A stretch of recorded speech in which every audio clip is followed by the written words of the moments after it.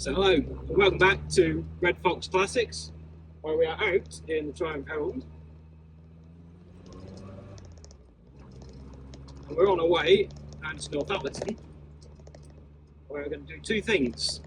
One, pick up the Spitfire's engine, which has just been refurbished, or bored and machined, and all that sort of stuff.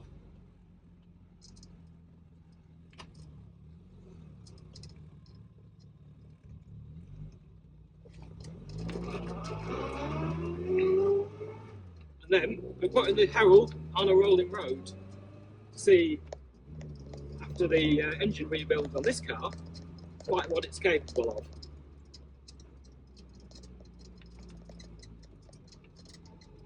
And we're hoping for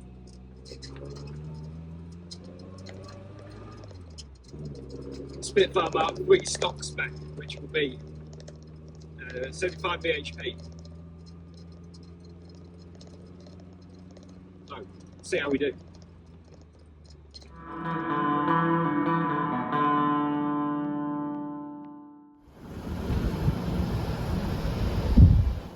So some good signs on the arrival. There's an MGTC going into a trailer, and there's a couple of racing escorts hanging around.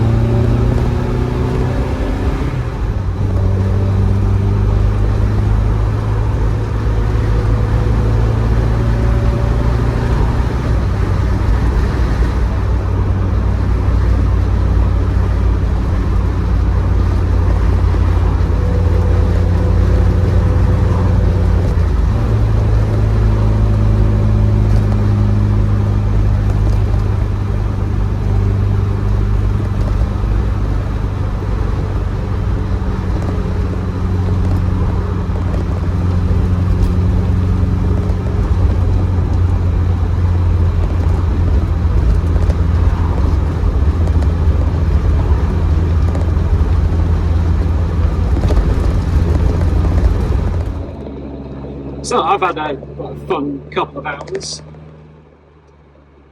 Been down to Rolling Road, nice fella there who's gone through and playing with my needles, carb setup and timing setup.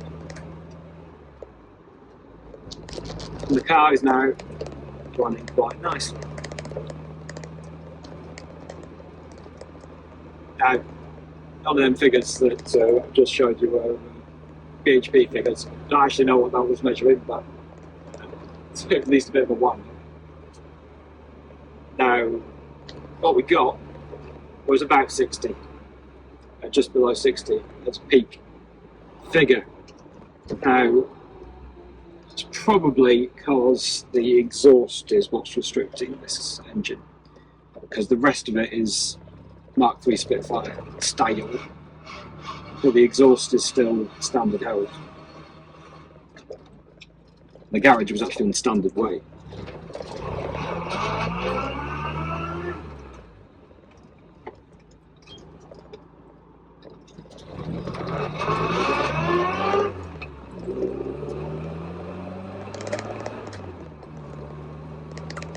However, what we have got is a good measure of the power band, which is pretty decent from 2,000 RPMs, about 4.5, and the car feels good. It's never felt quite this good. Just been coming back up the motorway and you know, getting to indicate 70 in overdrive top. There's more. It's got more. It doesn't feel like absolutely maxing out to that point.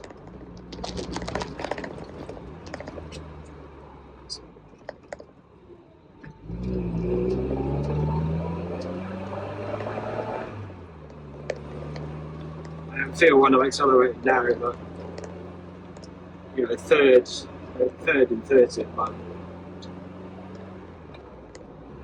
And there's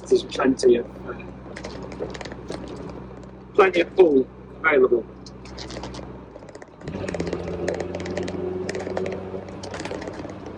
So while it would have been nice to get, say, we've got a high figure maximum BHP, realistically, it's never going to get to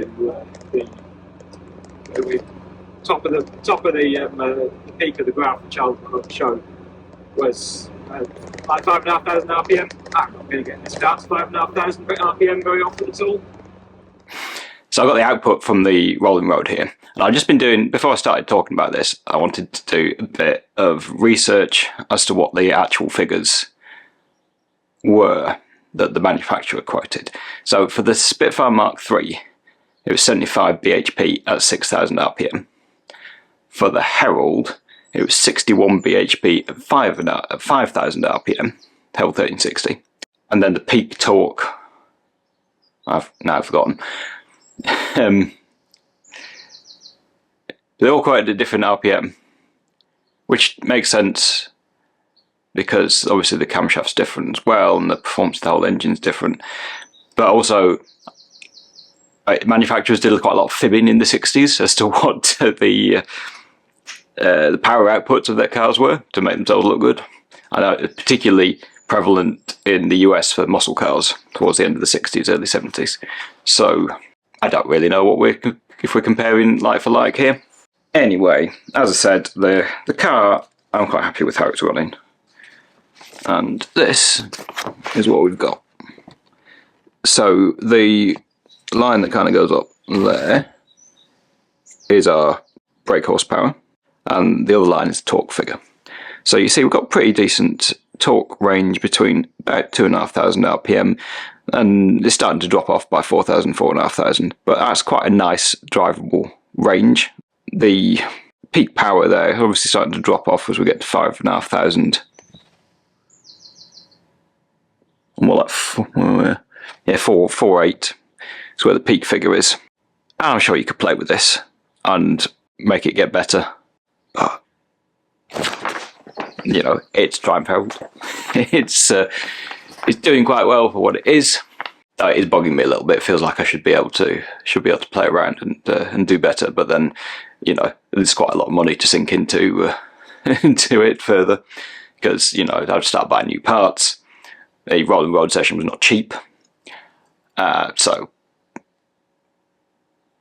yeah, and yeah, I've got other stuff to do. So we're going to be leaving it at that. Max figures: 58.9 BHP at 4894 RPM,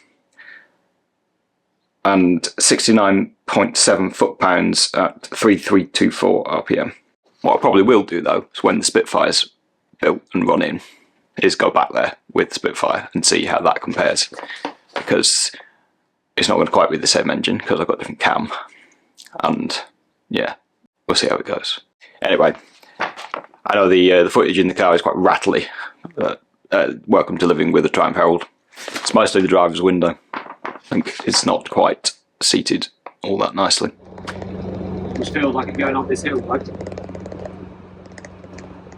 So, actually, you know, it's pretty good. It's as well set up as we're going to get, using the bits that are on the car.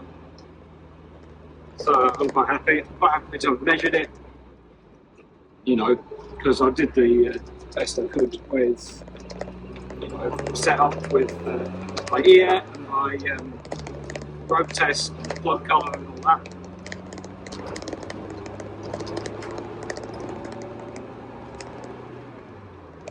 When someone could actually measure the figure of the wheels and measure the you know, this exhaust gases and all that,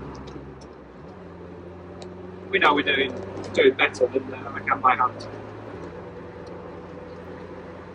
I thought that the compression ratio must be quite high. Like, nominally, if the head was standard, the head was stock, this would be 9.5 to 1. But we did a compression test with like an actual branded compression tester. We're getting like 210 psi, like some 210, 215. So I've got to do a little bit of maths to see what that might actually result in.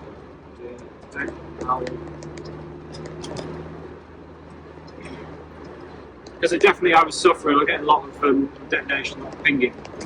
I was fiddling with the ignition recently, and we got the same on the road. So something to be wondered at there, like how high the compression ratio actually is. Given the head was one I found in the shed, and I didn't measure it. Did have it refurbished, but I didn't measure it. Which maybe I should have done. But anyway, I'm gonna, the one that's in the back, the Spitfire's engine. I'm going to measure the chamber volumes before quantity, because it would have been nice to have actually had that data at this point. Whatever.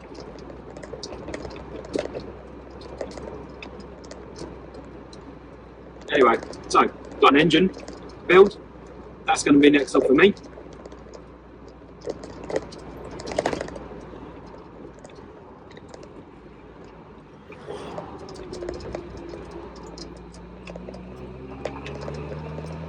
So, wasn't able to film much, but I hope you enjoyed this quick adventure. I hope to get the engine and have the car in the hill tuned up.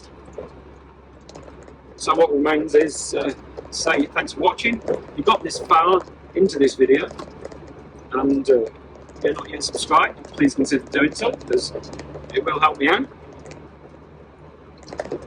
Thanks everyone who already is subscribed. Thanks for sticking around, and I will see you next time.